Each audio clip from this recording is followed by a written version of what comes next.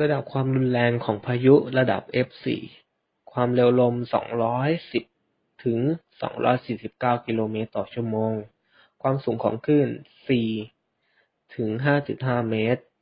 ความกดอากาศ 944 ถึง 920 มิลลิบาร์ อานุภาพในการทำลายล้าง สูง แผงป้องกันพายุเสียหายหนักยิ่งขึ้น หลังคาบ้านเรือนบางแห่งถูกทำลาย น้ำท่วมเข้ามาถึงพื้นดินส่วนใน ขอบคุณครับ